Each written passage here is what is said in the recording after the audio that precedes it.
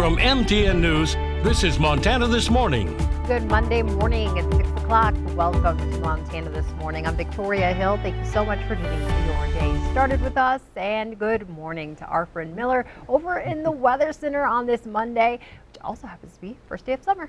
Yep, first day of summer. Went to bed last night, woke up this morning in a brand new season. How about that?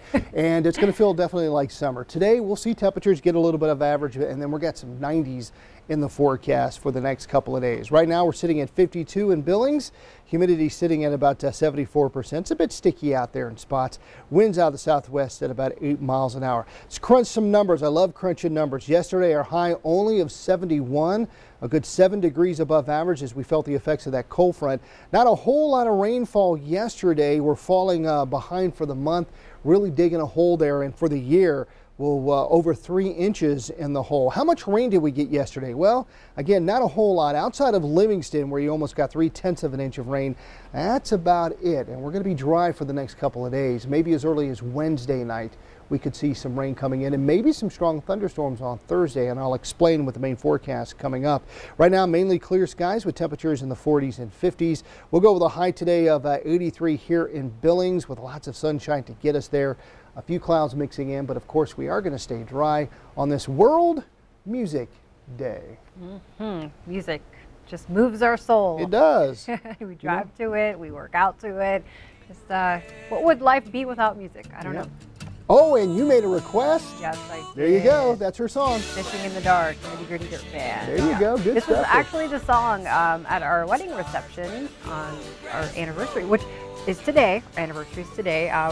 Your anniversary's today? Entered the reception hall to this song. Yeah. Oh, to the song. I told you we love fishing. We're a fishing family. Well, there you go. So this is our song. You backed it up there. How about that? Okay, so I did ask this quickly on my Facebook page. What is your favorite style of music? Quickly, Karen says she likes Christian contemporary, the old hymn. She also likes 70s music too. Marier said just about anything but no Taylor Swift or the Bieber. Laura says she likes Celtic music, and Bob says he likes today's pop, but he loves the 80s, and Olivia Newton-John is his favorite all-time singer. She's an Aussie, so that's okay. I like that. Yeah. Aussies stick together. Oh, all right. We need to have music holidays more often. We do. Thank you so much, Miller. I'll continue. Okay. Our top story this morning, fire crews are making progress against the Robertson Draw fire that's burning more than 29,000 acres south of Red Lodge. It's now 13% contained. Evacuation warnings have been lifted for the areas of North and South Grove Creek, Gold and Ruby Creeks, and Robertson Draw east to Highway 72. However, the fire did grow almost 2,000 acres between Saturday and Sunday, and 300 firefighters are still trying to contain the flames. The 5,400-acre Crooked Creek fire burning in the Pryor Mountains is up to 20% contained. One outbuilding was destroyed over the weekend, but officials say Sunday brought limited fire activity. Today, management of the Crooked Creek fire will transition from the current crew to the team that's currently managing the Robertson Draw fire.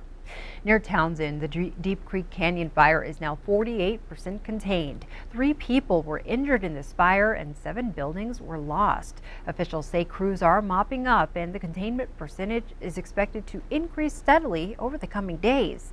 Right now, firefighters expect to have it fully contained by July 1st. Here in Billings, at least one person died in a motorcycle crash over the weekend. According to police, the motorcycle was speeding, heading east on Grand Avenue when it struck the center of the roundabout at Grand and 36th Street West. It happened late Saturday night and shut down Grand Avenue between Zimmerman Trail and 38th Street until early Sunday morning. And a Livingston man is dead after crashing his truck on Highway 89 north of Clyde Park early Sunday morning. The 23-year-old was heading south in a pickup truck when he missed a curve, overcorrected, and rolled several times. He was ejected from the vehicle and was not wearing a seatbelt. Alcohol and speed are both suspected factors in the crash. The victim's name has not been released. In Wyoming, a dive team recovered the body of a 19-year-old who drowned while swimming with friends near Barry's Landing in the Bighorn Canyon National Recreation Area. Dominic Hunter of Lovell was last seen alive Friday afternoon. According to the National Park Service, Hunter got tired and slipped underneath the water. He did not resurface and could not be rescued. Officials say the search included vessels, underwater cameras, and divers. Today is Child Tax Credit Awareness Day. It's a push by the White House to get all parents informed of the monthly child tax credits beginning on July 15th. Reporter Joe St. George shows us what parents need to think about and what you may need to do in order to get your money. It may not be a federal holiday, but today is Child Tax Credit Awareness Day. Why is so much attention being paid to the child tax credit this year? Well, in previous years, the child tax credit was paid in one lump sum. This year, it's being paid in monthly installments. Those installments start on July 15th, and for the time being, will go out only for this year. It's not a permanent program. Parents are also getting more in 2021 because of the stimulus law passed in March. If your child is under 6 years of age, you'll receive $3,600 per child. Between age 6 and 17, $3,000 per child. Monthly payments will mean around $250 or $300 to parents each month. Households earning more than $150,000 will receive less. Parents can opt out of the monthly payments if they want to by telling the IRS they would prefer one larger check next year. Some may want this if they're expecting a big tax bill. For the vast majority of parents out there, you don't need to do anything in order to receive that first child tax credit payment on July 15th. The IRS already has your information, but extra attention is being paid to those Americans who may not necessarily file their taxes, and therefore the IRS does not have your information. And those Americans, experts believe, actually need the child tax credit money the most. More than 3 million children live in households that could be at risk of missing out, according to estimates from the Nonpartisan Center on Budget and Policy Priorities and Propel. The main reason is millions of lower-income households don't file their taxes, many times because they fear they don't have the money to do so or don't make enough to file in the first place. The IRS has launched an online website to help those Americans, which will allow those individuals to get access to the money even though they haven't filed their taxes. Reaching lower-income communities will be crucial in determining whether or not this program actually works. The White House is setting ambitious goals. We will lift half of America's children out of poverty. In Washington, I'm Joe St. George. In other news today, the U.S. Special Representative for North Korea said he hopes for progress for talks between the two countries. He made the statement from South Korea, where he's meeting with officials from there and Japan over the North's nuclear program. It follows last week's comments by North Korean leader Kim Jong-un to his officials to prepare for talks with the U.S., but also for conflict. Kim Jong-un has not met with President Biden. The last time he met with President Trump, it ended with the U.S. refusing to remove sanctions on North Korea. In the latest pandemic news, travel restrictions will remain in place for non-essential travel to Canada and Mexico. The Department of Homeland Security extended restrictions until at least July 21st. Tourism, travel, and casual visits from the U.S. to Canada are not allowed. The Department of Homeland Security says it is working with the Mexican and Canadian governments to determine how to ease restrictions safely.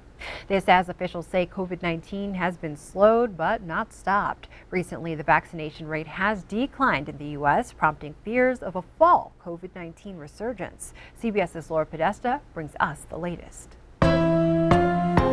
Summer is now officially underway and coronavirus restrictions have been eased in much of the U.S. As weather warms up, people may be going inside to air conditioning.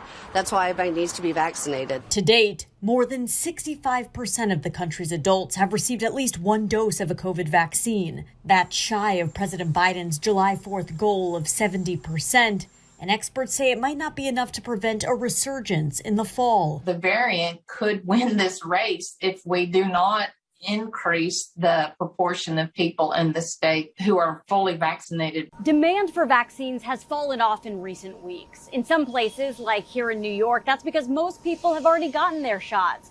But other states are lagging behind, putting folks at risk. Mississippi, Alabama, Arkansas, Missouri show very substantial upsurges of infection. It's based entirely on how much population-wide immunity you have based on vaccination. Former FDA Commissioner Scott Gottlieb says the virus's Delta variant is driving current spread. It doesn't necessarily appear more pathogenic, meaning more dangerous, but it's infecting people more easily. Dr. Gottlieb suggested new strategies are needed to get more people vaccinated, including offering shots at schools, workplaces, and doctors' offices. Laura Podesta, CBS News. It's Amazon Prime Day and there are online shopping deals aplenty. Not only is Amazon offering discounts, but several retailers, including Target and Walmart, are also offering sales right now to compete.